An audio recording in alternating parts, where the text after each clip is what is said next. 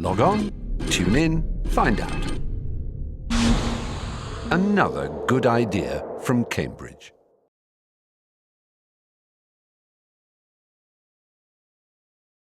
It's a great pleasure and honour to be able to interview you today, David Brokensha. David, when were you born and where? In May 1923, near Durban, a small seaside town, Winklesproot, the English called it. How do you spell Winklesproot? Winklespruit. It means the river by the shop, but the English mispronounce it. What do they call it? Winklesproot. It should be Winkelspruit. Right. And tell me something about your parents. Father was a solicitor, later an advocate and later a judge. His father had come out from Cornwall in 1870. My mother came from Lancashire as a nursing sister, and they married in 1915, and I was the the youngest of three sons. And did either of them have a great influence on you, their character or their advice or admonitions? Both, yes. Looking back, I had one of those dull, happy childhoods with little drama.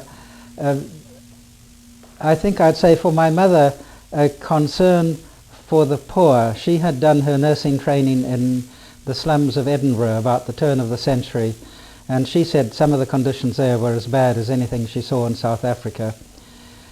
And I remember one incident when I wanted a puppy and was given one, and my dad insisted that I clean up after the puppy and look after him, which I wanted to do anyway, and it was only later that he didn't want me to leave it to the boy, as they say in South Africa. And although it's embarrassing now to look back on this privileged white South African childhood, at the time I have no memories of horrid incidents. Yes. I grew up as one did in the 1920s, in a white milieu. Were you aware of the fact that there was another world of black people in poverty and so on around you? Not very much. Through the servants, we liked to go. The Fanyan, our Zulu servant, had a little outbuilding, and we liked to sit there. I can still remember the smell, the closed hut, the tobacco, which was exciting to us. And vaguely, but I can't say I had any tender social conscience. It wasn't until I joined the army later that I became more aware. What was your father like? Was he was obviously a prestigious legal person. No, he was good. He was a good daddy. He was advised to do some manual work, and he started building canoes, and which he built one for all of us. We helped him. And so I remember my happiest memories of my boyhood were on Durban Bay. We had a cottage in Salisbury Island, which is now built over. So he looked after us well. Once when I was with him in a yacht, we were being swept out, I thought, to sea in a westerly buster, and we clambered onto a large buoy about 8 foot. And I remember asking whether we would be saved, and he put his arm round me and said, "Don't worry, son, we'll be all right." And we were, of course, we were rescued. He wasn't demonstrative. He wasn't a huggy-kissy man, but he was there. I knew that all the time. And what about your mother? Yes, very much there. She did not, after marriage, she did not work. Another very important member of our family was Lizzie, Elizabeth Calderwood, who was a... How do you spell her name? Calderwood. Her father had come out from Glasgow as a Presbyterian minister. Lizzie was 21, and she joined our household, I think, because my mother had lost her first baby, and that was when she was 37 years old.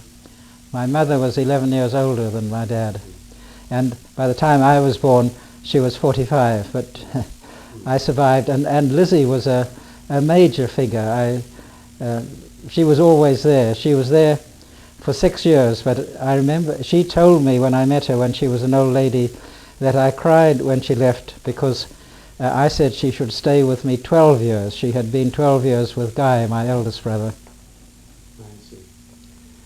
Right, and then moving on to school. school? Where did you go to school? To local schools, to the Durban Preparatory High School, and then to the Durban High School, which then had 350 boys, all white at that time. It was a good school, produced some good people. Philip Tobias, the paleontologist, was there. He remembered me, but he was 2 years below me, so in those times I didn't bother with the boys below me. And I had there the advantage of a remarkable English teacher. I edited the school magazine and I was secretary of the debating society, and Neville Nuttall, this teacher, supervised me in these efforts and encouraged me. Is that N-U-T-T? N-U-T-T-A-L-L. One of his sons became a well-known bishop in the Anglican Church in South Africa. And many years later, in 1951, I came out from Oxford, and I was travelling on the Union Castle line with Evans Pritchard and his family. My mother was with me at the time, and she was friendly with the owner, Evans Pritchard, so we had arranged this. And also on the ship was Neville Nuttall, and I felt that was a neat conjunction, that the two most important mentors in my life met and were together. So how did he influence you, having Neville Nuttall? Literature, obviously, making me more aware in a very gentle way, and also I think by example, a gentleman, an intelligent, strong gentleman, showing me you didn't have to be loud and noisy and vulgar to be strong, to have strength. And what age were you at this time? 15, 16. I was 16 when I left school, and then I went, this was in 1940, I went to Rhodes University College, as it then was, in Grahamstown, for only 2 terms. I was really too young, too immature at 16. I remember very little of that time, apart from the excitement of being away from home, being at university. And then in July of 1940, my middle brother, Paul, had dropped out of school. He was a juvenile delinquent, really, and had come back to school, to another school, to Maritzburg College. And in July 1940, with the war on, Paul and I joined the, as they called it, there was no draft in South Africa. Our eldest brother, Guy, was then quite an air ace. He had joined in 1937 the Fleet Air Arm, and already he'd been decorated and had done all sorts of heroic things, been shot down twice, once by friendly fire, and had survived. And Paul and I wanted to be a pilot like Guy, but I was only 17, they wouldn't take me. And in the army they were supposed to be 18, but they were less fussy, and Paul and I joined as dispatch riders, having been promised Harley Davidsons, which at age 17 was irresistible, to have a brand new Harley Davidson motorbike and to ride as fast as I liked. Yes. Shall I go on with the war? Yes. We had a year in South Africa in training at Potchefstroom, and just digressing for a moment, in Potchefstroom was Potchefstroom. Potchefstroom had an Afrikaans university and was one of the heartlands of the nationalists who were pro-German, who were against South Africa coming in the war, and there were some quite unpleasant fights between the local people and the soldiers, at that time we had 2 national anthems, Die Stem van Suid-Afrika, which was the Afrikaans one, and God Save the King, as it was then. And the local people would refuse to stand for God Save the King, and then there would be an all-out fight afterwards. Not nice. After 1 year in training, we went to North Africa with the 2nd South African Division and spent a year in the desert, and then the whole division pretty much was captured. 22,000 South Africans were captured in June 1942 at Tobruk. And it was only then, until then, we'd had a fairly easy war, but it was only those few days before our capture when we were attacked and machine gunned, and some of my mates were killed, and Paul and I were taken prisoner. spent 6 months in North Africa, in Tahuna, which is about 35 miles south of Tripoli, in the desert, and that was quite rough. We were short. Prisoner of war camp, run by the Italians. When we were caught, Paul and I were both strong swimmers, and before we were caught we had decided to go to the coast. We were very close, wait till nightfall and swim, we thought, 5-8 miles outside the perimeter of Tobruk, where we thought we would meet our forces. We didn't realize that they were 80 miles away, advancing on the Germans. Rommel was advancing on Alexandria. So when we were caught, we'd had a bottle of gin between 7 of us. We'd had our share, and I'd taken off my shorts. I only had shorts and a shirt, and was in a pool sleeping when some Germans came around. Very dramatic, because I made a dive for my shorts, and they thought I was going for a gun, and there was a burst just above my head. And then typically, many other prisoners reported the same. They apologized, the Germans, for handing us over to the Italians. You and I are soldiers, they are not. Anyway, Tahuna for 6 months, and then taken to Frascati, north of Rome, for 15 months. Escaped in the Italian armistice, got caught again after 11 days, and taken to Germany, to Dresden, and were put in a camp. Paul was a sergeant, I was a lance corporal, but my dad had asked us to stay together, so he volunteered to come to the working camp, where he was the senior Allied prisoner of war. And I worked in the German post office, loading parcels. Under the Geneva Convention respecting prisoners of war, it's permissible to work as long as it's not direct war work. And in fact, it would have been boring just to stay in camp all the time. And we had our own ways of making the time pass, and generally got on well with the German civilians who were supervising us and the German guards. Did you speak German? I spoke a little. I became very friendly with Wolfgang, one of the guards, my age. I used to try and talk to him in German and he to me in English, and we would talk about our plans for going to university after the war.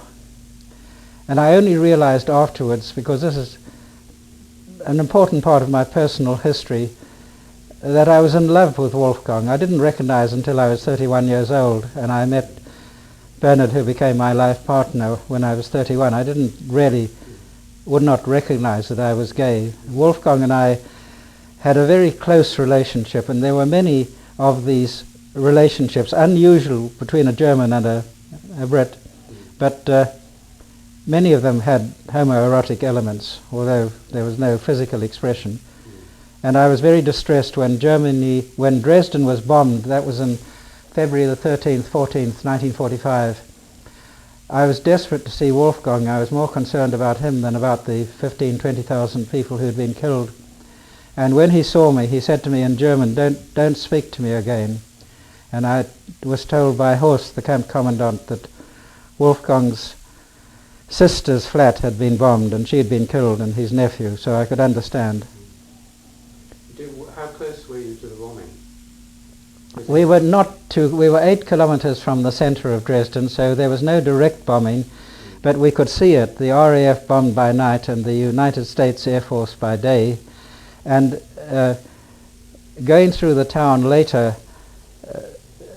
I thought I would never get the stench out of me, and even there are times in East Africa after the rains there's a certain putrid smell which takes me back unpleasantly to Dresden.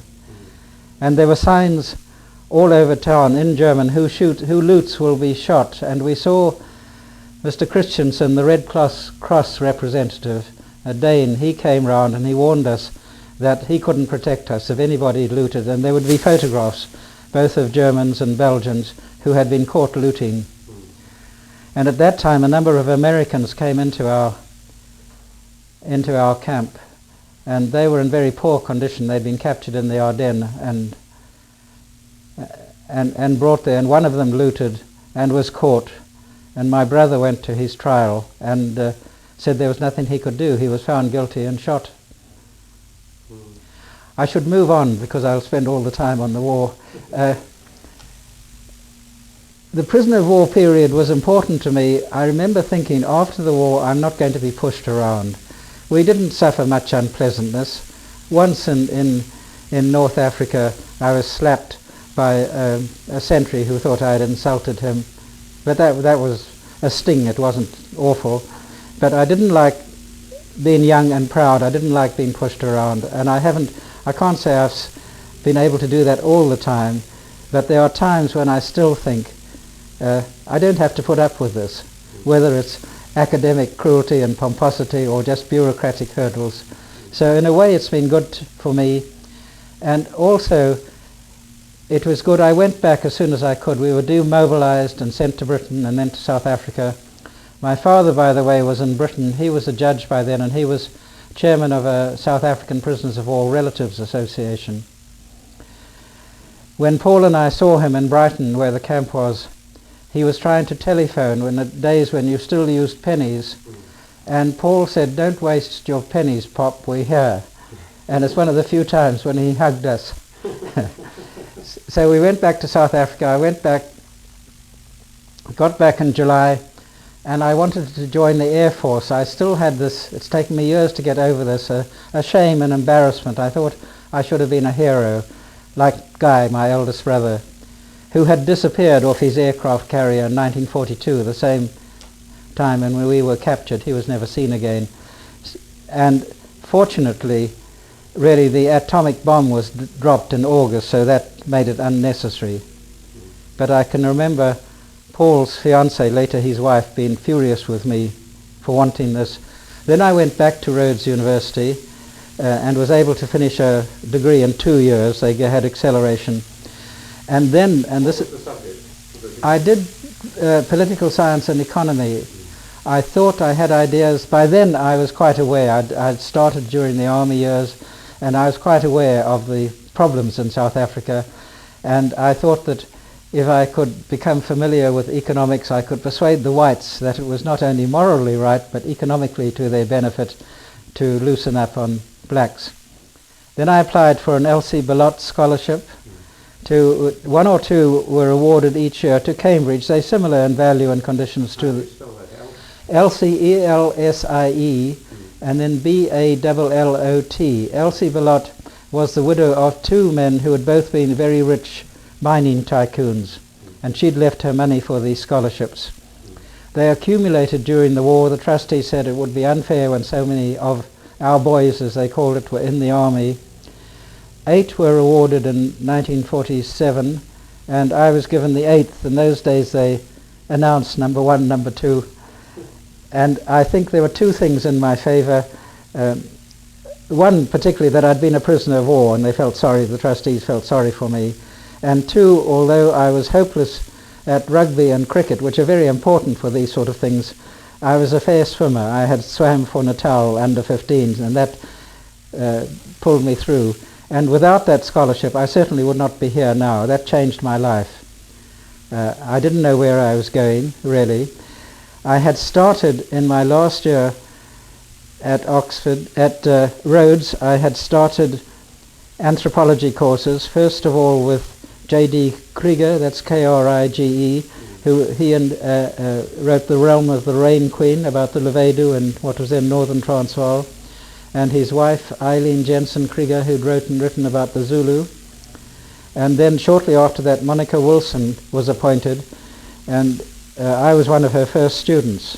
What was she like? Terrific. She really was. She was another major influence on me. The last article that I wrote, which has just been published in the South African Journal, was based on a lecture I gave on the annual Monica Wilson lecture at the University of Cape Town on her ideas about social change, and how for her period, she'd been a student of Malinowski, she was one who didn't blot out the outboard motors and the schools and the trading stores. She took everything head on as she saw it, and that was a major influence on me. It appealed to me. I was attracted to anthropology because I thought in a country like South Africa it offered some sort of answers to what could be done. I still think that is true.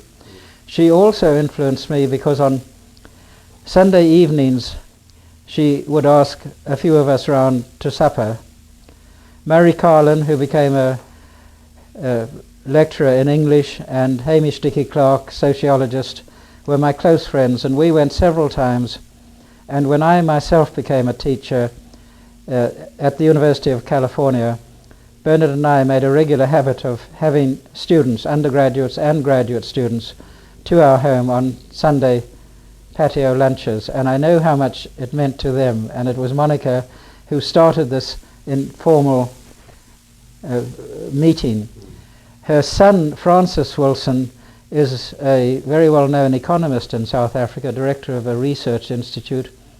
And I saw him a few weeks ago, and he remembered me when he was aged about 8, hiding under the table to hear our conversation. So you did some anthropology in your last year. Yes. And you were getting interested in it. Why did you decide to go to Oxford? To Cambridge. Or Cambridge? Because of the scholarship. The scholarship was offered. I knew very little about it, and I knew nothing. One of the Judge Caney, who was a friend of my dad's, had been at Christ College, and he told my dad that I should apply there. So I didn't know one college from another, but they accepted me. Fortunately, I had done Latin in my matric, which was essential then, and I was accepted at Christ. And for the first year, I read the economics tripos. I still thought that I would like to become an economist and go back to South Africa and help build a nation. We were supposed to, under the terms of the scholarship, we were supposed to go back to some sort of public service. I did well enough, and I had a very good tutor in economics, but it didn't really grab my imagination, and I met some, I shifted and I did part 2 of the tripos in social anthropology. And there I met Paul Baxter, with whom I'm still in touch. I will be seeing him next week. And also David Pocock. At that time there were only 6 of us doing the tripos, and 3 of us, Pocock and Baxter and I, went on to do graduate work, postgraduate work at Oxford, because Cambridge was really in the doldrums. Haddon was professor. Rayo What year was this? 1949. Yeah. Hatton couldn't have been professor. Hutton. Hutton, I'm sorry, Hutton. And the only faculty member I remember with clearly was Rayo Fortune, Yes. who was both a very dramatic man, and again he and his wife Mildred invited us out. This was very important. We used to cycle out to Duck End in a muddy lane for Sunday tea.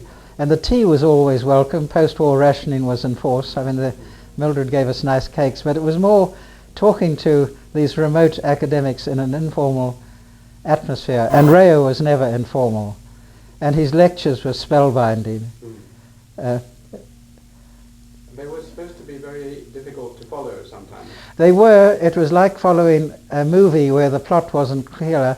And sometimes when he was talking about headhunting, we wondered if he had carried participant observation too far, because we got the impression that he was there with the Dyaks throwing spears. But it was certainly something that you remembered. And who were your sort of supervisors? Who in supervisions? Was it Rio or was it? Was it Peristiani? John Peristiani was there, wasn't he? And then he also moved to Oxford. Yes. And were you taught by Hutton?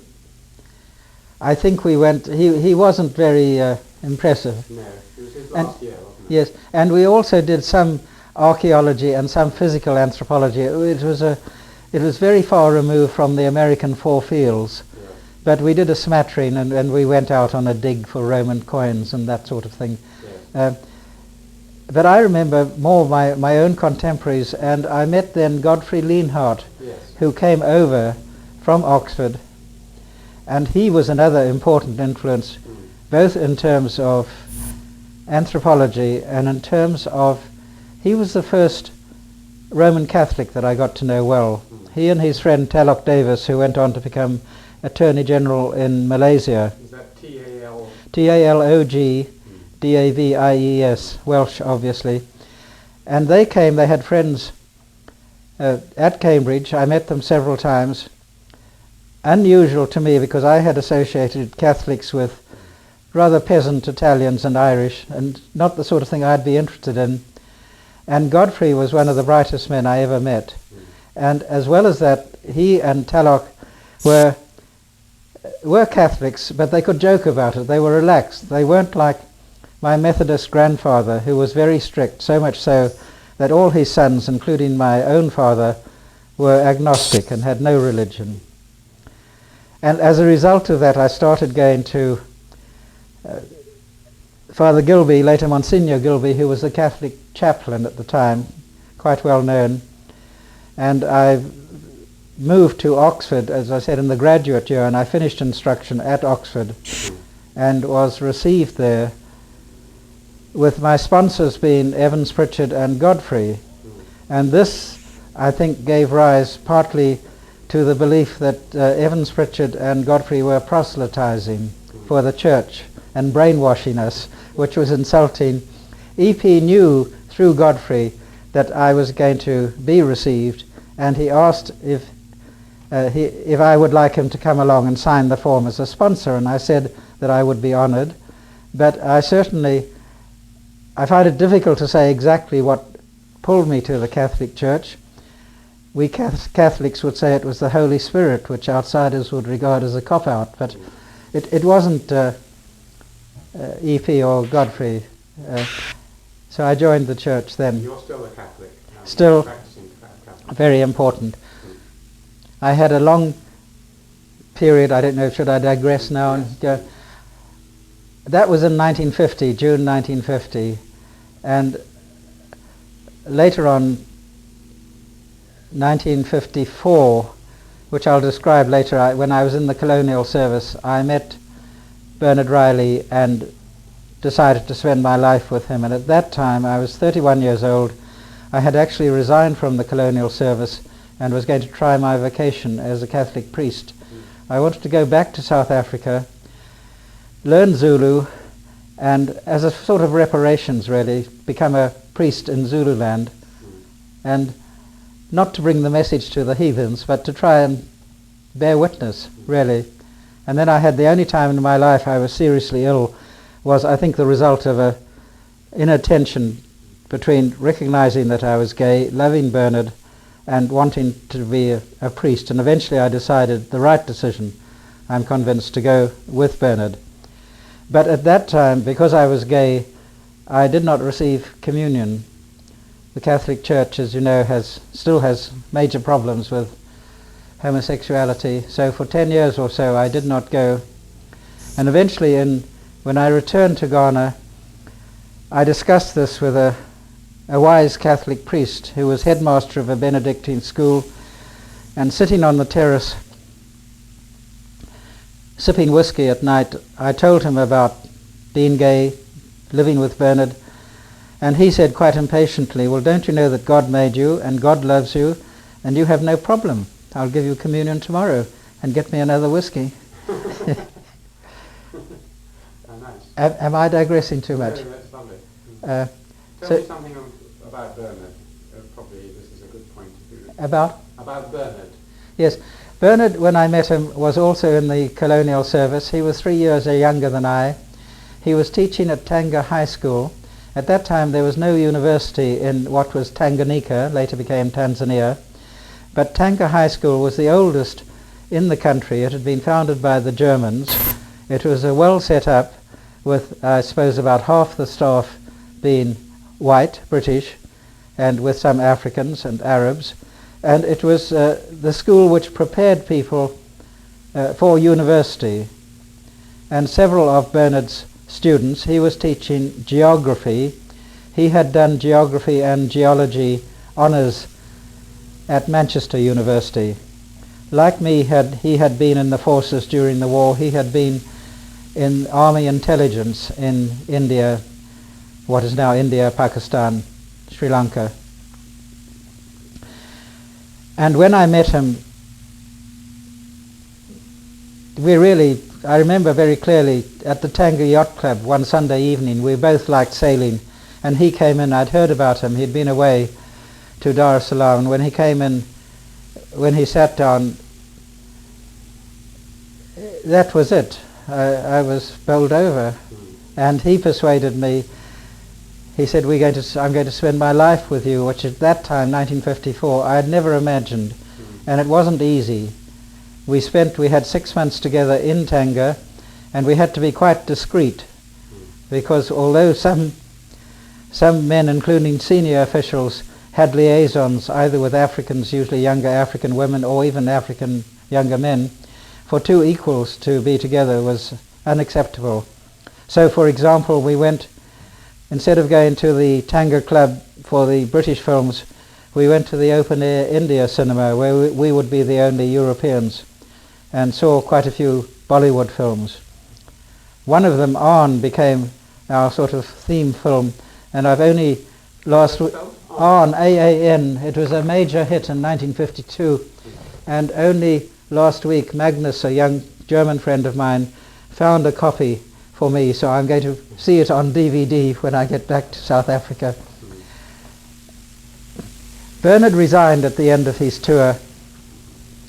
He wasn't happy in the colonial situation, and very unimaginative Department of Education, and they gave him, which I think was very unfair, he had 1,700 papers, the GCSE equivalent papers in geography to mark, many of them in Kiswahili, which he wasn't, he could speak it, had good conversation Swahili, but he wasn't that good at it. And I remember spending a month with him in the evenings helping him, because my Swahili was good by then. I had passed the highest standard, going over the scripts and marking it.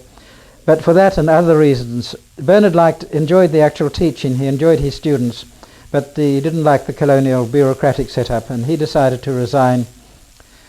We both went to England on leave and spent 6 months in London, and going around, he showed me his haunts in Manchester and showed me London, where he had spent a year on a teacher's training course. And then he went to what was then Rhodesia to accept a teaching post. I was obliged to go back to the colonial service. I had, as I said, unresigned to go to the church, and then I joined again, and I didn't want to flip-flop too much. So we decided that Bernard would go to Bulawayo in what was then Southern Rhodesia, where he taught at Founders High School, which was the only school for coloureds and Indians in the then Federation of Rhodesia and Nyasaland. So again he was preparing students for university. And after 9 months in Tanganyika, including a spell at Njombe in the Southern Highlands, where I was district commissioner for a time, and then Tunduru, Tunduru in the southern Tanganyika, again I was district commissioner, which I liked. I think it was a great job. I loved the responsibility. I liked my colleagues. I liked dealing with the Africans. And I should say that Tanganyika was unusual. It wasn't a colony. It was a mandate of the United Nations, taken over. Britain had taken over the mandate under the League of Nations after World War I. Before World War I, it had been a German colony.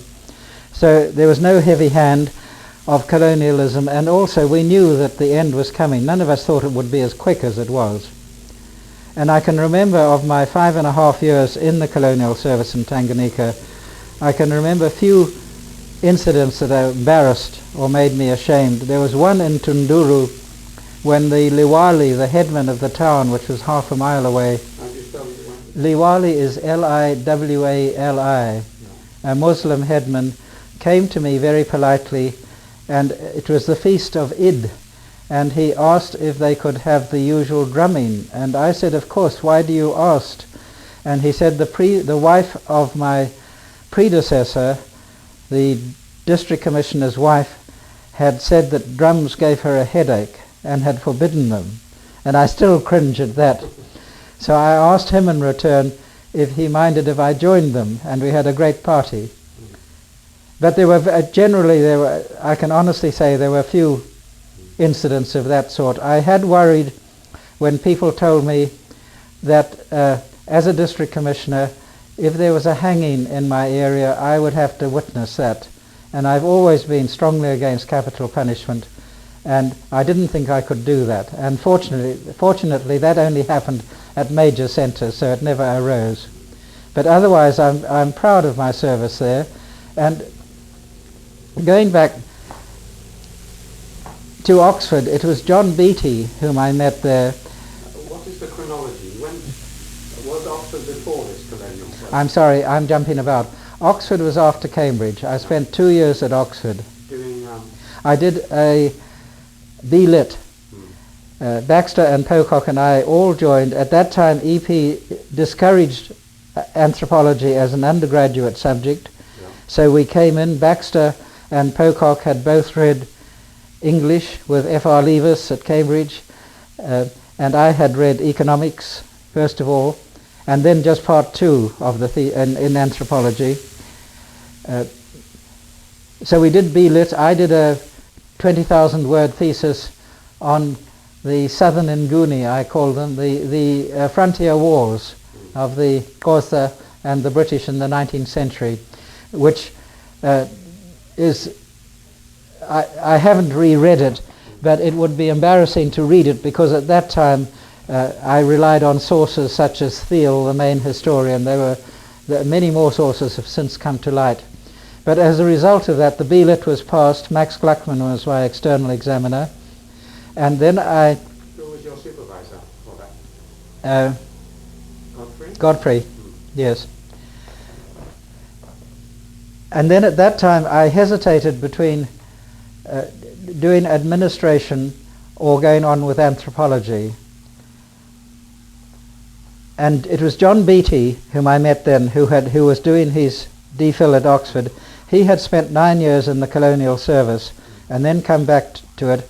And he and Maya Fortes, whom I knew quite well, both advised me strongly, if I was interested in administration, to go for it. And they said, you can always come back into anthropology, which I did some years later. So then I applied for the colonial service. But to backtrack, under the Elsie Bellot Scholarship, I was supposed to go back to South Africa. By this time it was 1950, and the nationalist government had been in power for 2 years. They took over in 1948. I wrote to what was the Native Affairs Department in Pretoria, and they didn't want an English-speaking liberal with 3 university degrees, and they offered me a temporary clerkship in Pretoria at really quite a risible salary. And then I asked the trustees of the scholarship if I could fulfill my obligation by going to the colonial service, which they agreed to.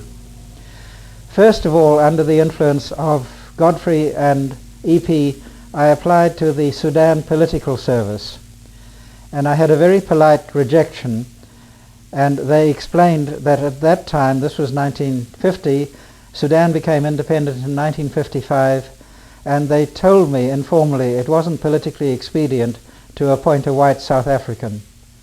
So I then applied for the colonial service and joined. I wanted to go out straight away to Tanganyika. I was by then 26 years old. I was impatient to start. I had done most of the courses, economics and anthropology and geography and history. The only thing I had not done was the language, Kiswahili. And the colonial service official was very supercilious, and he said, oh, you think you know everything? You have to do the year's cadet course. Fortunately at Oxford, it was the easiest year in my life until I retired. We didn't work hard. The language we liked. We had a gifted Arab teacher, Ali Ahmed Jahatmi, with whom I kept in touch, and we played village cricket and drank beer at the King's Arms and enjoyed. That stood me in very good stead later when I came back in 1960, asked if I could to do my DPhil, because I had to keep 6 terms at Oxford. So my B.Lit gave me 3 terms, and the Oxford Colonial course gave me another 3 terms at Wadham College, so I qualified. I hope that this isn't too confusing with jumping. That's fine. Yeah. So you went out to the colonial service. Yes. Why did you finally leave it? Because of the same reasons as Bernard? The same? No.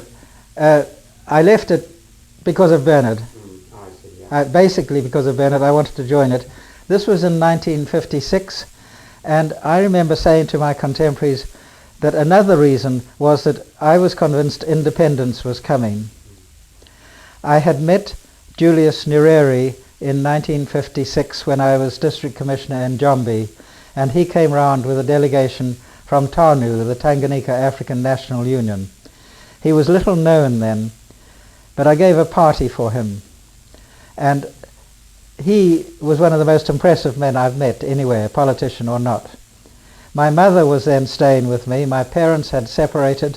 My mother spent much of her time either staying with me or my brother or on her own.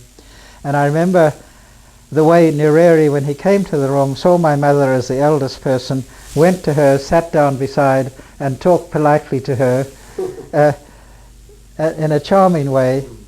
After that, I was reprimanded and told that as a district commissioner I shouldn't have encouraged a political party. But I'm glad I did it because, as I say, I did have quite a long talk to him. And that convinced me in what I had thought, that with a man like that, independence wouldn't be far away. I thought, 1956, I thought maybe 10 or 15 years. In fact, it was only 5 years, 1961. Thanks to Nyerere and to the governor, whom I knew too, Twining, I think helped the process a lot. So that was, I didn't want to be left, and I'd been thinking of this before I left Bernard, I didn't want to be left at age 40 or so with no career. And I thought... What did you do then? So Bernard was teaching in Bulawayo, and he made inquiries for me, and I went into another form of African administration, the City of Bulawayo African Administration, a big department headed by Hugh Ashton, himself an anthropologist. He had done a doctorate on what were then called the Basotho. He had also been in the colonial service in what was then the protectorate of Basotho land. And he was director, and I was given a job in the African townships. Very different from colonial service. It took me some adjusting to.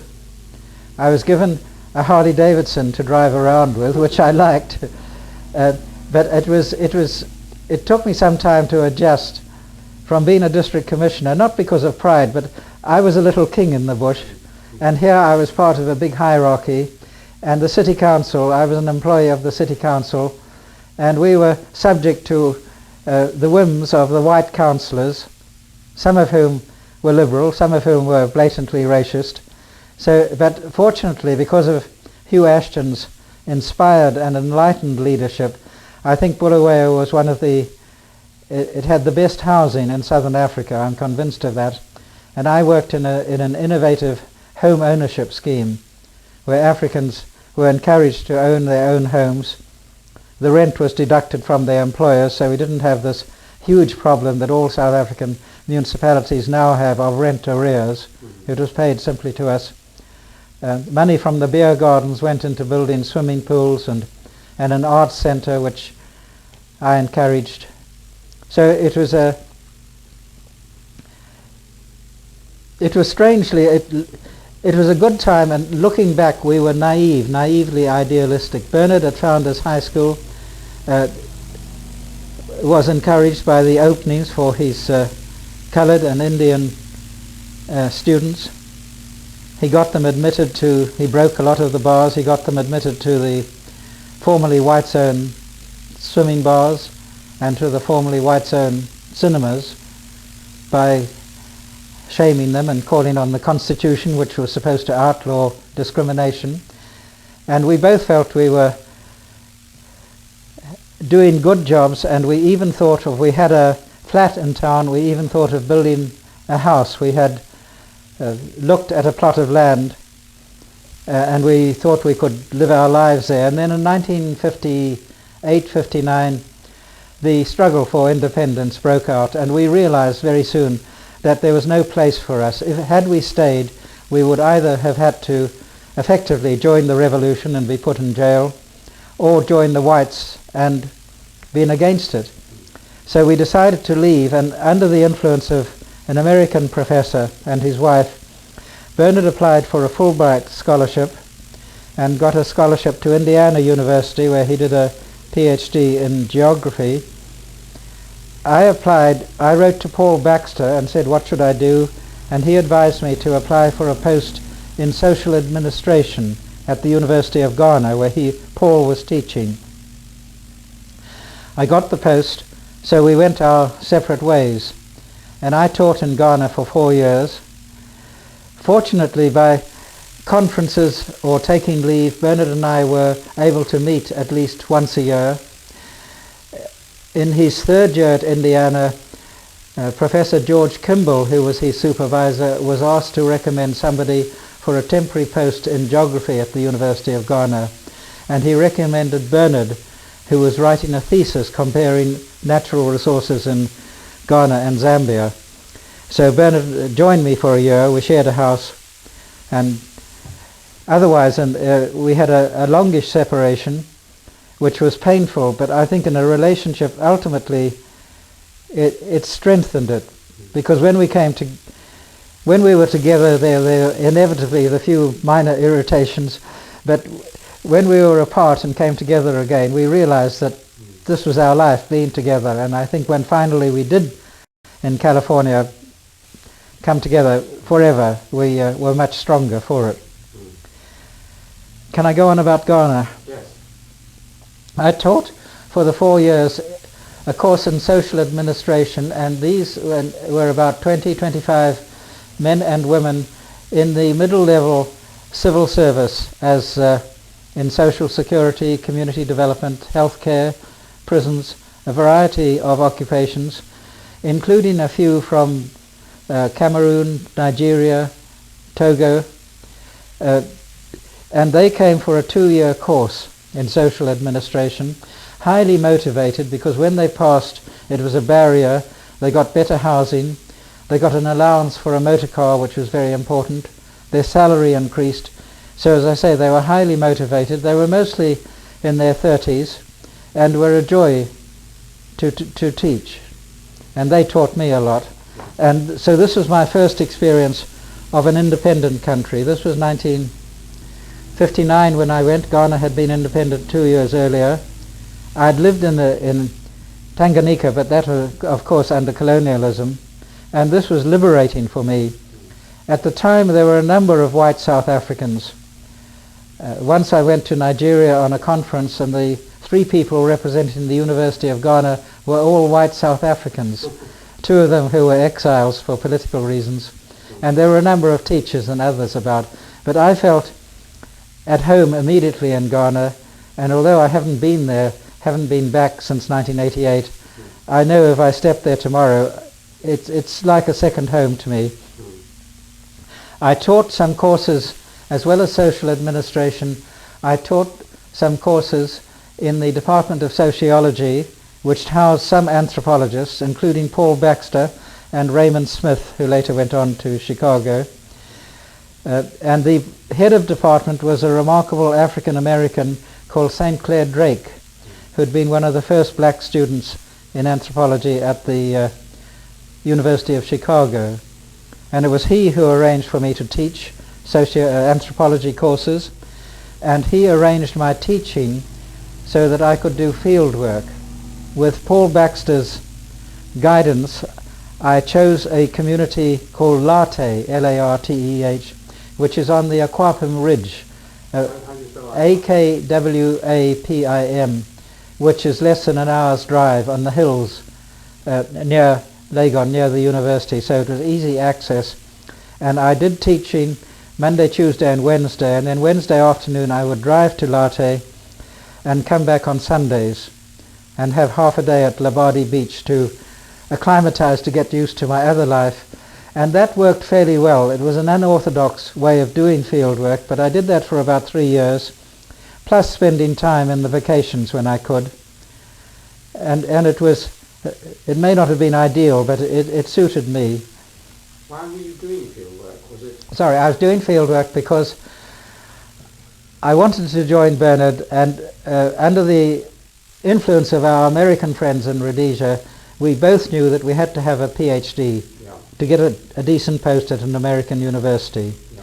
So I wrote to, as soon as I'd settled in Ghana, I wrote to Evans Pritchard, and EP encouraged me, and then I wrote to Sir Maurice Bowra, who was the warden of Wadham College, and I said I'd like to come back, and I got back a letter which I treasure. I still have. It was about 3 lines.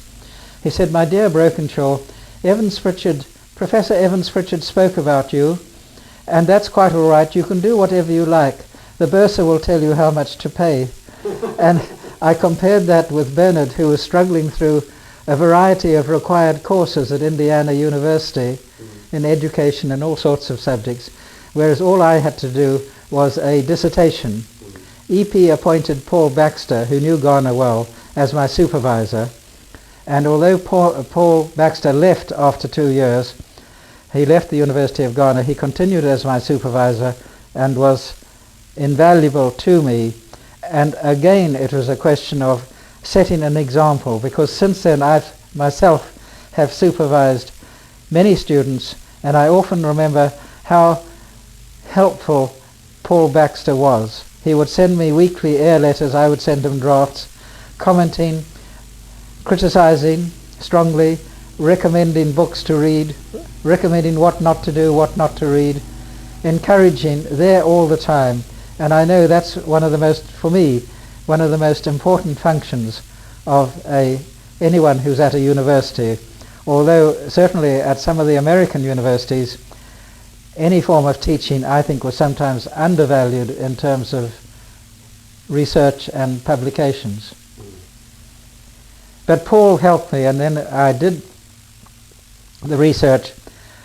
It was a study of social change at Ghana, and at Late in Ghana. It was a good choice, it was a happy choice, because this was in 1960, Time magazine called it 1960 or 1961 the year of Africa. Africa was being discovered by America. There were a lot of interest by American institutions. Because of that, I was able to take 1 term's leave, which I spent on the west coast of America. I wanted to get a taste of what the USA was like, and I spent it, this was just a coincidence, at Western Washington College in Bellingham, Washington, where Bernard had spent the previous summer, quite coincidentally. But he left me his apartment when I got there, and I was able to spend some time with him at Indiana. And what I saw I liked very much at Washington, and I realized that Bernard and I could happily live at an American university. So I finished at Late, and I was saying it was a good choice because of the timing. It was a year of Africa. It was one of the first studies of a small town. Late had a population of about 6,000, including the people who lived in the surrounding villages. There had been many urban studies and more of the typical rural studies.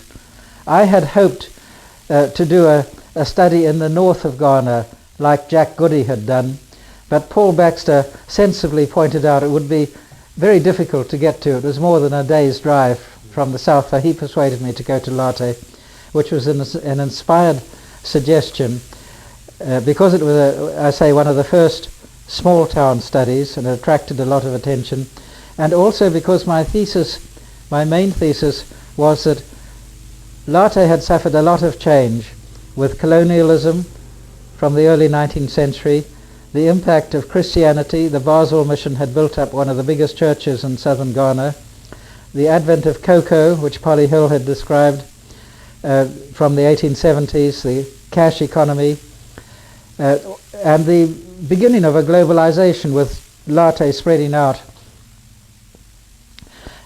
And until then, a lot of studies of social change had been of the things fall apart. The centre does not hold variety, saying with the coming of the West, all the old institutions collapsed, and people the old traditions disappeared, and people, as Clifford Geertz described for Indonesia, the between two worlds, with the future always disappearing and the past receding, and they were between. Well, I found the opposite at Late, that they had this great capacity for adaptation and accommodation.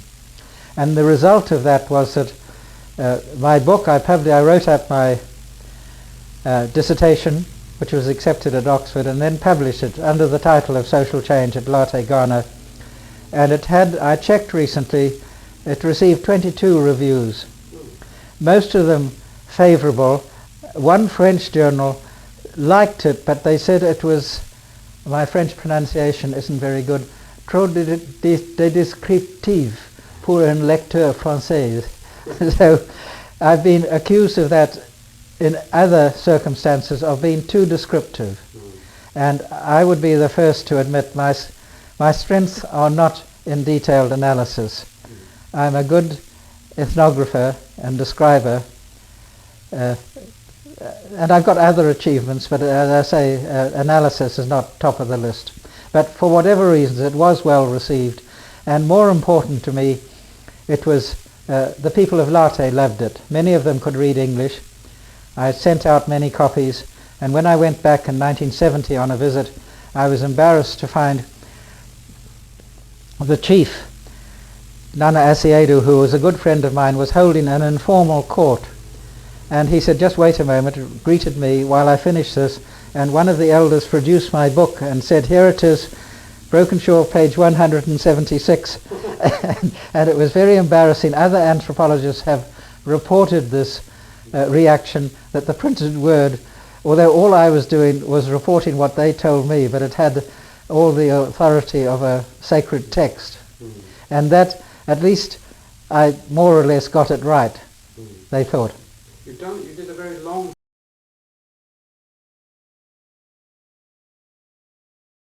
study of Latte, didn't you? It continued after this period, did it? Well, I went back. No, really my study on which the dissertation was based was over a 3-year period. I did a long study, a joint study with Bernard when we were in Kenya, and that was about over 18 years of the Mberi in Kenya. How do you spell Mberi? E-M-B-E-E-R-E, Mberi. So after, when I was at the University of Ghana, I met David Apter, political scientist, who'd done studies in Ghana and Uganda. He was from the University of California at Berkeley, and he ran the first ever Peace Corps training program for a group of 40 teachers to come out to Ghana under the Peace Corps. In the second year, in 1962, he invited me to direct this Peace Corps training program at the University of California at Berkeley. So that was my first time in California, and I was able to invite faculty. I invited Bernard, not just because he was my friend, but more importantly, he had spent a year in Ghana as a geographer, and he was qualified to teach about the geography of Ghana. And we ran the 6-week training course for the young teachers who were going out to Ghana. They were all university graduates, and they went out for a 2-year spell. As a result of that, David Apter suggested that I come to the University of California. He said rightly that I couldn't stay on in Ghana forever, and I did want to join Bernard, obviously, who was finishing his PhD.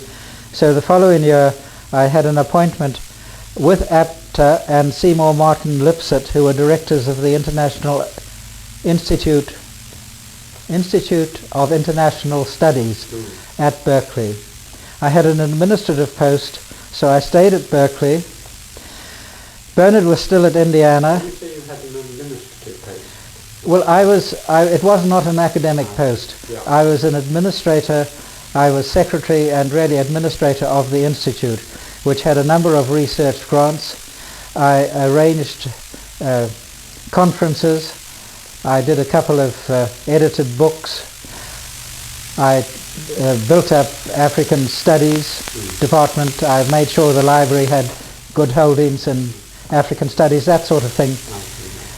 Bernard was still working on his PhD at Indiana University. At this time my mother was getting frail, and she had joined me, so we had a house, a very pleasant house in Berkeley. Bernard joined us for all the vacations, the short and long vacations. He would come over. But after 3 years at Berkeley, Apter advised me to get an academic post, which I wanted to. At Berkeley there was no opening for me, partly because David Apter was persona non grata with the anthropologists for some reasons, which arcane reasons, and partly because they said they had people who covered, they had enough African anthropologists.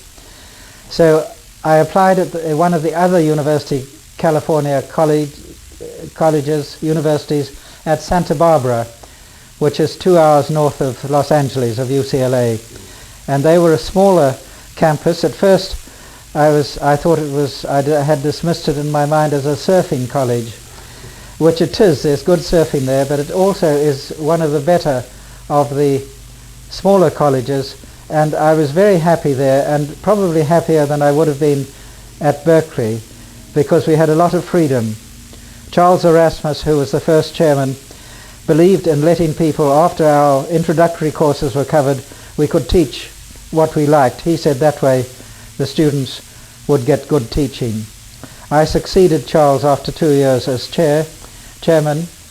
That was in 1969, and that was a year of increasing student protests against the Vietnam War. In our Department of Anthropology, we had hired a young anthropologist, archaeologist, to teach South American prehistory on a 2-year contract. He became very radicalized, and in his last year he said grades were capitalist emblems, and he was giving students A+ for a doll of a Vietnamese child bombed by the Americans. And so we did not surprisingly, we did not renew his contract after 2 years, but the students said that we had fired him, and particularly I as chair became the villain, and half the students signed a petition demanding that Bill Allen, the radical, be reinstated and that I be fired. And when Bernard and I were driving to campus one day, there was a huge banner which read, fuck Brokensha, which wasn't a very cheery welcome. And it was ironic because Bill Allen and I were probably the most radical in our department. We often found each other at rallies protesting against the war, but I worked, I think I always have, within the system. I try to change things from within. I don't believe in bringing everything tumbling down. But after that I was bruised. It was a difficult year, and I had full support from my colleagues and from some, not all the students. But I decided to go away, and Bernard encouraged me. Bernard by then had moved down to Santa Barbara. He'd got a post. It was ironic, when I left Berkeley, he was offered a post at Berkeley in what was one of the most prestigious departments in the USA of geography, with Carl Ortwin Sauer, whose brand of geography was human geography. It was very congenial for Bernard. But in order to join me, he came down to Santa Barbara to join a much less significant department of geography, which was not congenial to him, and in fact after a couple of years he resigned from that, and in order to stay with me took a library degree. He did a 2-year Masters of Library Science in 1 year, and then there were no posts available and he was overqualified. The librarians found him threatening with all his degrees, and eventually he, which I'll come on to, he became a lecturer in the newly formed Department of Environmental Studies, which was formed in about 1974 after an oil spill in Santa Barbara galvanized people, made them more aware of the environmental hazards. And after Bernard had been in that department a year, I joined him. I was able, American universities are more flexible. I was able to get 50% time in anthropology and 50% in environmental studies, where Bernard and I taught a joint 3-quarter course on environmental problems of the Third World. Most of our colleagues concentrated on North America, with a bit about Europe and Japan, but they left most of the world, Africa, Asia, Latin America. They didn't deal with it. So we did that for until we retired in 89, so it would have been about 10 years we taught together, which was a good experience. Quite difficult when you have personal and professional close relationships, but it worked out well. Bernard handled mostly the physical aspects and I the social ones of the environment. Meantime, I was teaching, and it was a lot of emphasis on teaching. I taught courses on social change in Africa, on minorities, which started off with apartheid, and then I looked at discrimination across the world, blacks in Brazil, Muslims in what was then Russia, the untouchables, Dalit in India. There were many candidates, and it was a good education for me as well. I also taught from the beginning a graduate course on development. And it was odd, at this time when I started, I think I was one of the few who taught such a course, probably in the world. And now any university, certainly in Britain, would have something like that. And it was interesting that my colleagues, not all of them understood my interest, but they supported me. We had, under the influence of Charles Erasmus, the first chairman, he had encouraged us to tolerate each other.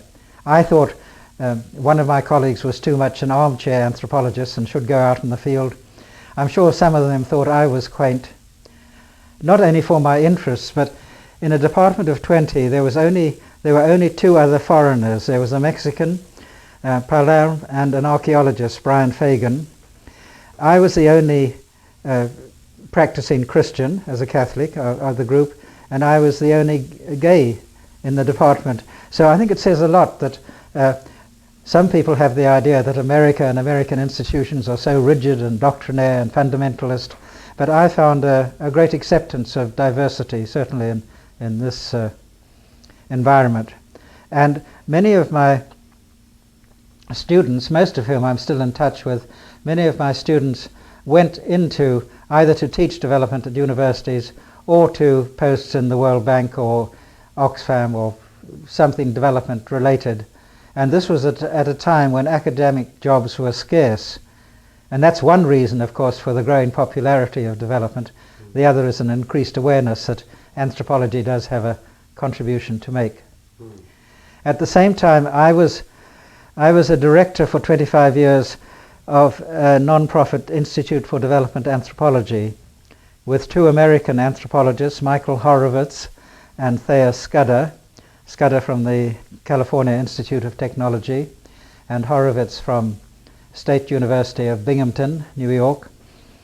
And as I say, for 25 years we were a missionary enterprise in a secular way. We were trying to persuade the World Bank and the United States Agency for International Development and other bodies that development projects were more likely to succeed if they asked people like us.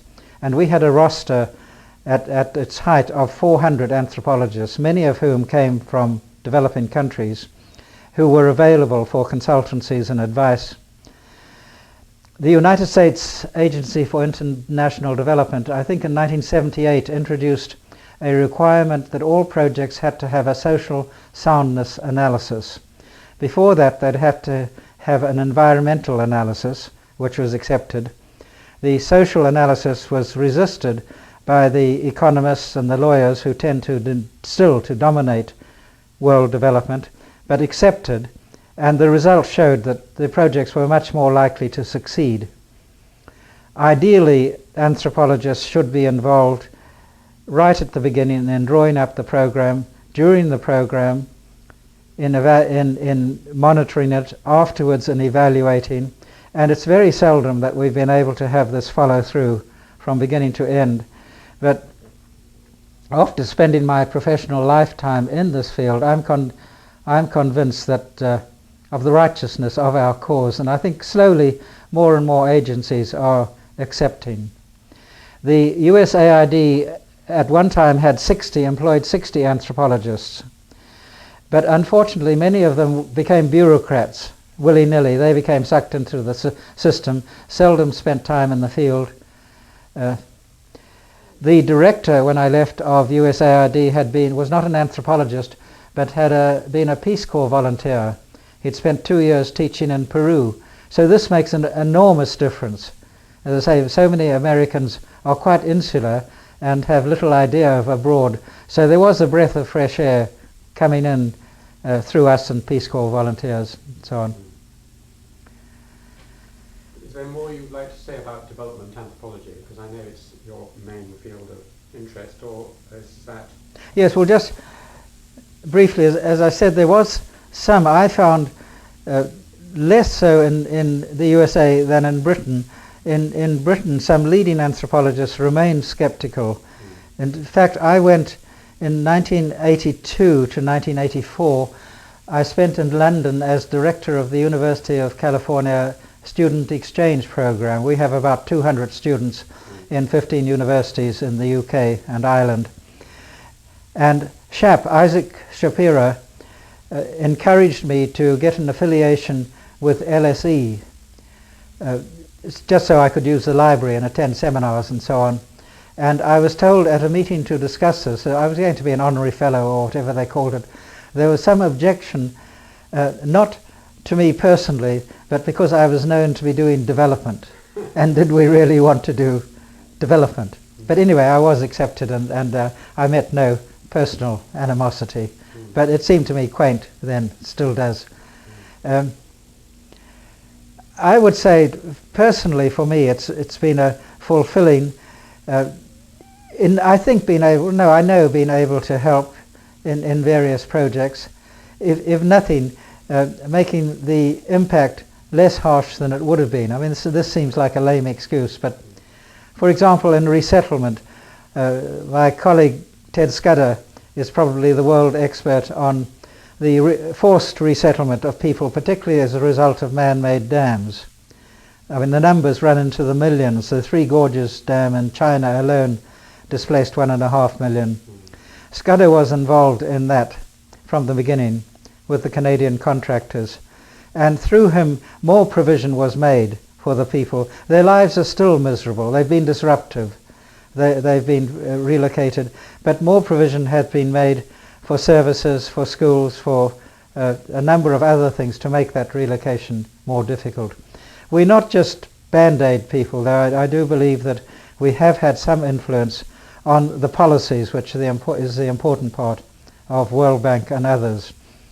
The World Bank was lucky in having as their chief sociologist for many years is a Romanian Michael Cernea, who recently retired, CERNEA. He wrote a book called Putting People First, and he really believes in this, and he's been responsible, with some prodding from us, in recruiting many anthropologists to senior positions in the World Bank. So I would say I'm proud of that things have changed a little. Some anthropologists, Arturo Escobar is one, James Ferguson, former student of mine, another, are very skeptical about development, and their line seems to be that development is fundamentally disruptive, and fundamentally it's wrong. Many of the people like Escobar come from a rather left-wing Marxist point of view. Development is run by capitalists, for capitalists, better to have nothing to do with it. That hasn't been my line. Going back to Rhodesia, I mean, the government, even before Ian Smith, was fairly racist, but we worked within it, Bernard and I, in our different ways, to make some changes within. So I've always been a gradualist. I'd like to say something about the other field work. And yes. As a result of wanting to go abroad, I accepted a post in Kenya as an area evaluator, it was called, for a special rural development program. This was a program run in 6 different areas of Kenya, chosen to be representative. The area where I went to, and I asked for it, was low potential, and it was near the Tana River. Parts of it were semi-arid. I asked to be sent there because I knew there would be no African sociologist or political scientist who would want to go to this bleak area. And it was familiar to me from Handeni, where I'd been stationed in Tanganyika, quite similar. And I like these marginal areas. How's Handeni spelled? Handeni. So I went there, and fortunately Bernard was able to take leave and to spend I spent 15 months there the first time. He spent 9 months with me, and while he was there he suggested, I was then evaluating, I was employed by the government of Kenya and the University of Nairobi to do an evaluation. I won't go into the details of the program. There were some successes, but again it wasn't adequately planned. They made mistakes such as wanting the few pastoralists in the area to form communal ranches. Nobody asked the pastoralists. Nobody took advantage of this great wealth of indigenous knowledge that they have. So the group ranches, of course, failed, as they always do. But apart from that, personally it was a great experience for us, and at Bernard's suggestion we applied to do a joint study of social and ecological change in this Mberi division of Kenya. And we were able to get a National Science Foundation grant, well, 2 grants in fact, and we came out for 2 periods of about a year each in the 1970s. And then we went back again whenever we could in the 1980s. So over an 18-year period we monitored the changes, and we focused on changes in vegetation, because at the beginning we noticed, because the people told us, that deforestation was occurring at quite a rapid rate. For a number of reasons, partly the population was growing, so fields were being cleared for crops, partly because under the development program charcoal production was encouraged, and this meant that the hardwoods were being cut down.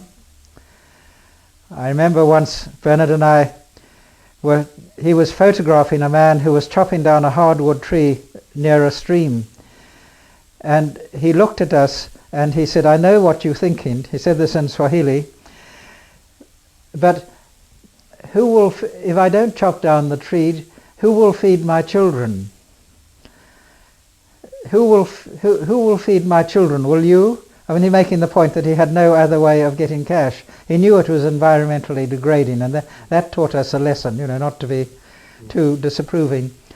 But we did, and we published a 2-volume book. One was a botanical dictionary, which Bernard did, of all the trees. He was a geographer and became a self-taught botanist.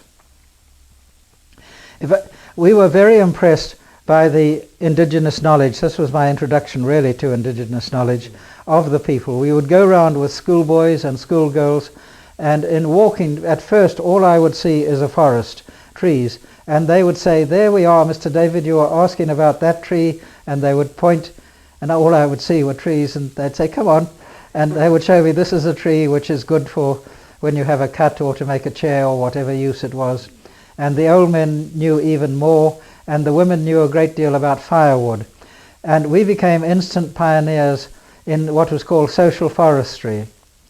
In 1975, Eric Ekholm wrote a book called The Other Energy Crisis.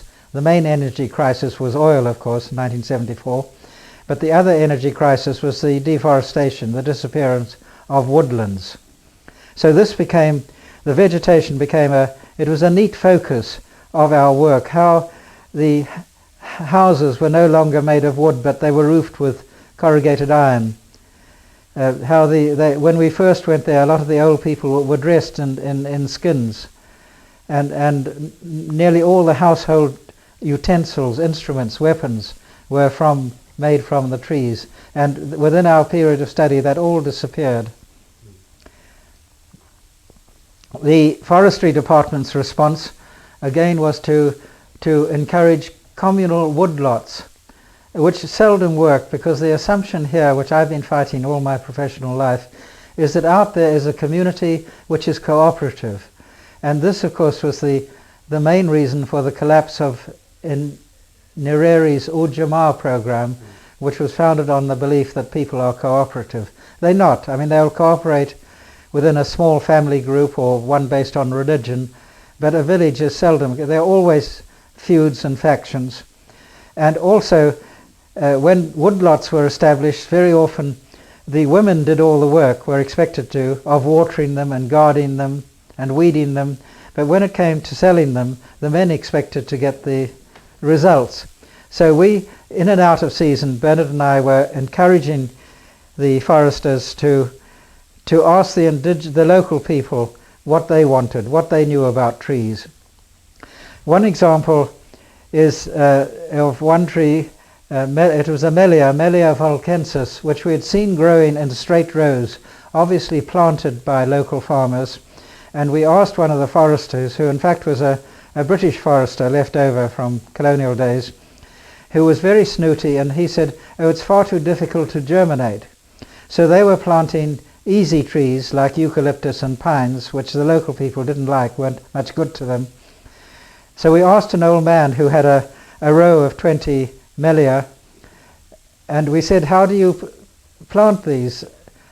And he was very scathing. He took a pinch of snuff and he said, I'm surprised. I thought you white people knew everything.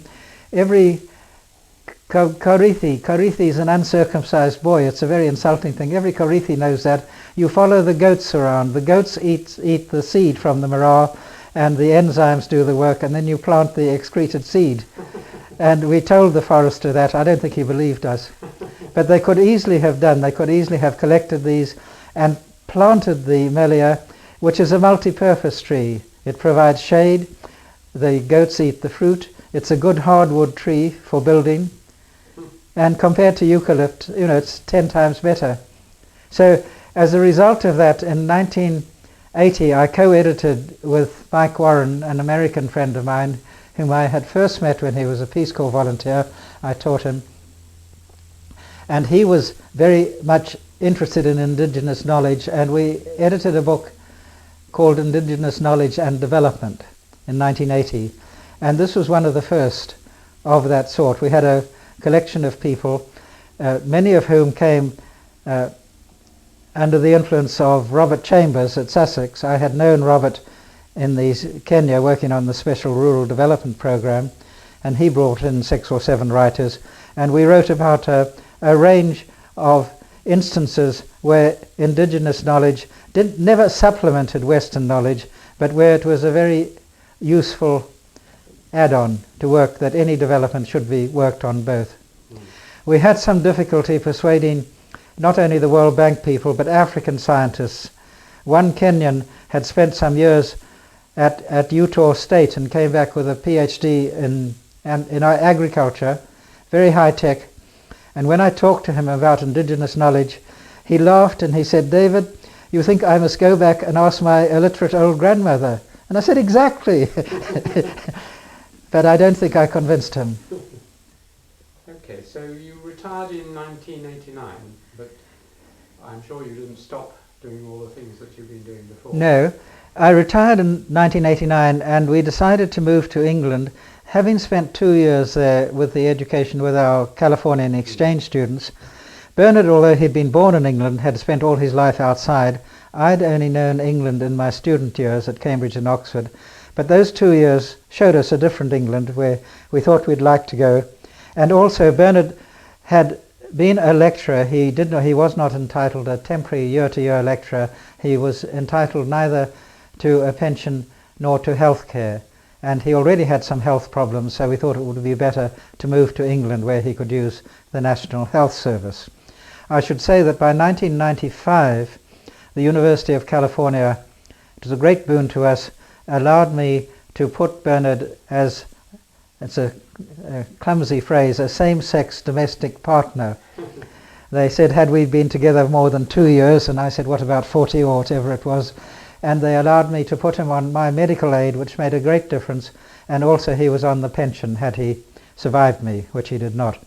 So we spent 10 years in Britain, during which we, sometimes together, sometimes I on my own, gave talks at universities in Finland and Germany and Crete, and a few in England. I was active for some time with people like Sandra Wallman in the group on applied anthropology, attended seminars when they were of interest, particularly at SOAS and LSE, but not heavily involved.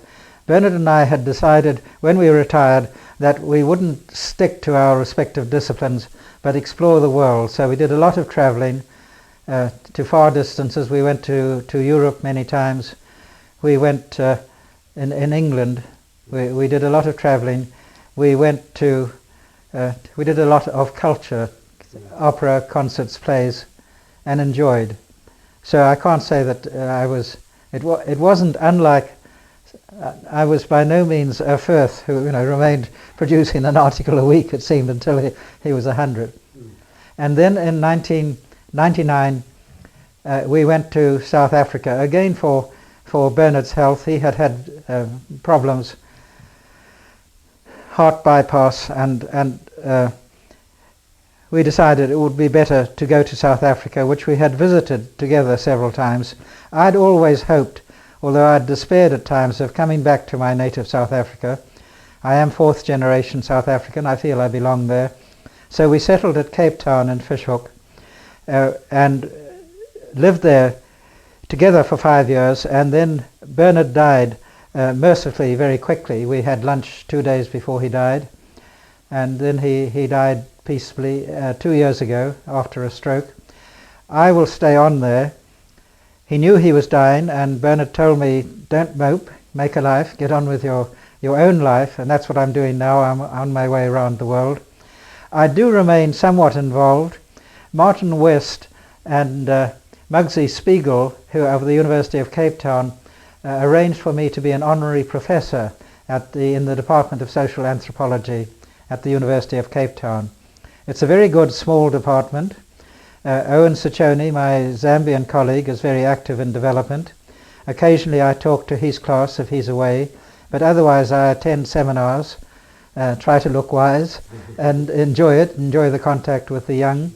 I find it a stimulating department where they often discuss issues which they should, I think, in South Africa, such as health and AIDS and poverty and housing and race.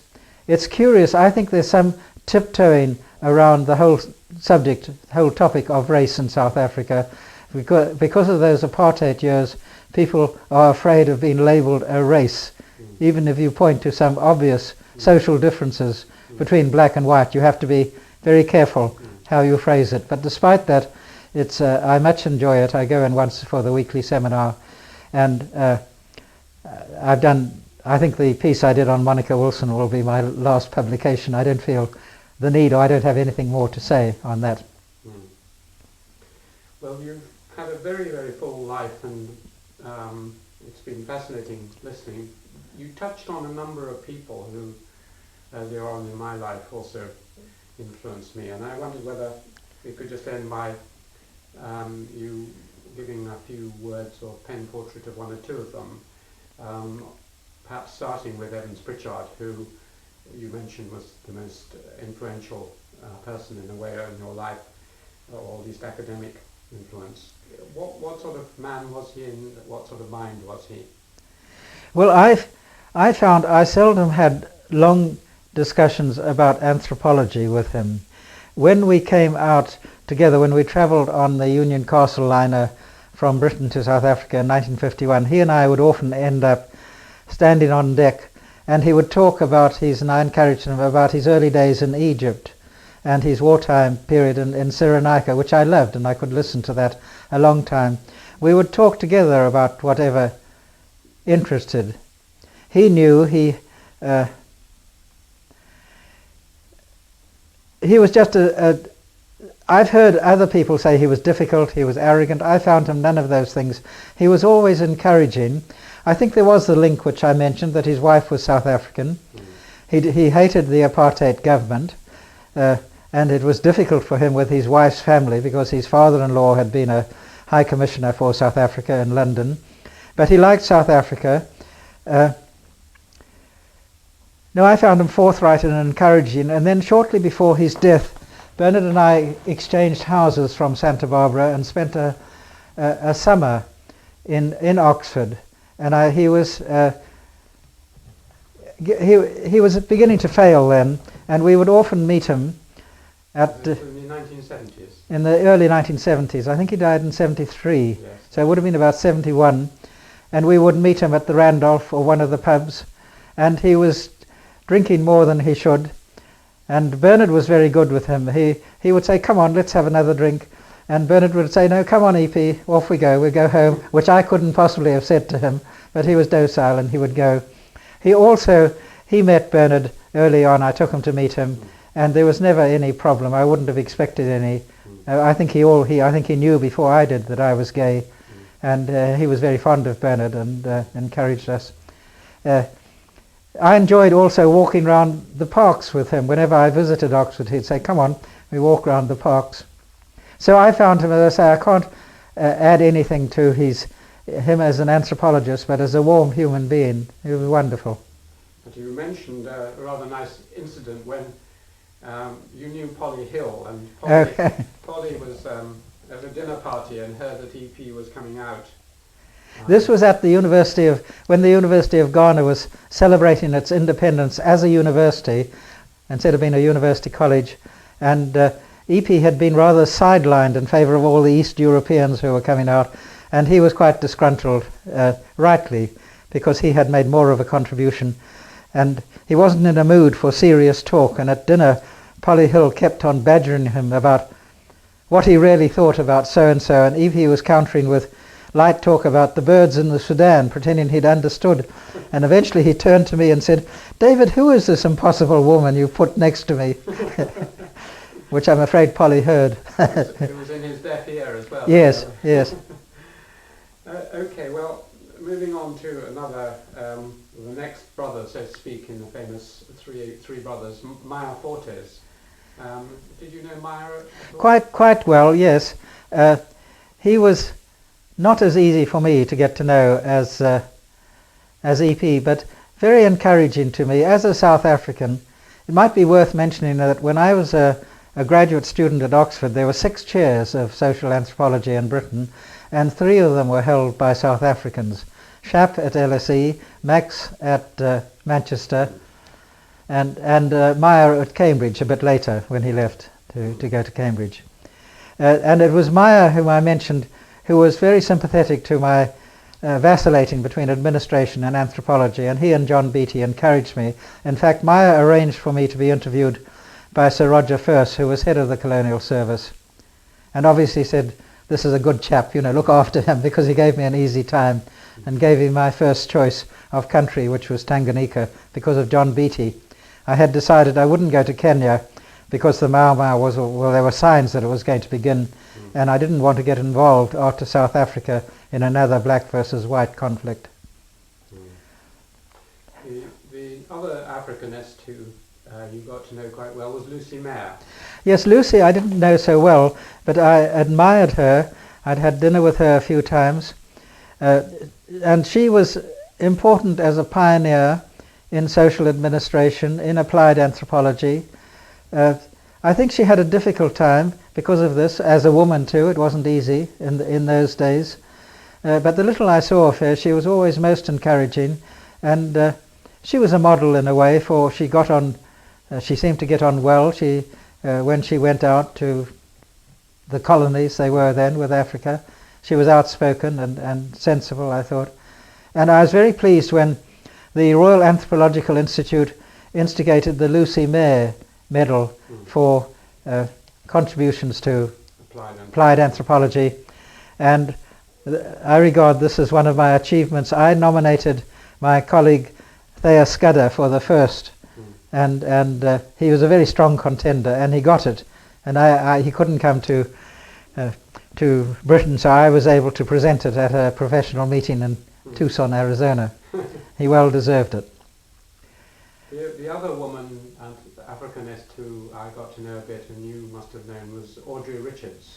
Yes, Audrey I got to know in a short time quite well. She came to Ghana for something or other, and I was then working at Larteh. I wasn't at the university, it must have been in a vacation, and she asked if she could come out, and she spent 5 days with me, and it was wonderful and shaming to go round with her. And I've had this experience with several anthropologists, partly in Kenya, particularly in Ghana. It was only a 45-minute drive from the university, and whenever any visiting anthropologist came, I suggested that rather than talk at Legon, they come to Larteh and we'd walk round. So EP came, Aidan Southall came, Charles France, many, and every time in walking around with them, they would say, "Who's that? Why is he or she doing that? Who lives there?" And Audrey was the most searching of all. I kept a notebook of things, I'd seen every day and hadn't noticed or hadn't thought to ask. She was a wonderful anthropologist. And she also, I had working with me then a young German, Agnes Klingschön, who was doing her master's on children at Larteh. And she'd got stuck, as many of us do, in field work and was very depressed. And Audrey really sorted her out and made her see that she knew a great deal. Agnes was fearless, she knew nothing. And as a result of that, Agnes stayed on and did a doctorate of women at Larteh. And Audrey was just marvellous with her. And then my last meeting, as it were, with Audrey, I was in London and came here to King's College for her memorial and sat next to a young man who was one of her villagers, English villagers, and it was wonderful hearing him talk about her. Oh, that's lovely anecdotes. Well, there's so many more, but I think... Could we talk Shap? Shap, yes. Briefly about Shap. I met Shap when I was in Rhodesia. He was friendly with Hugh Ashton in Bulawayo. He came out every summer for a couple of months and stayed with the Ashtons.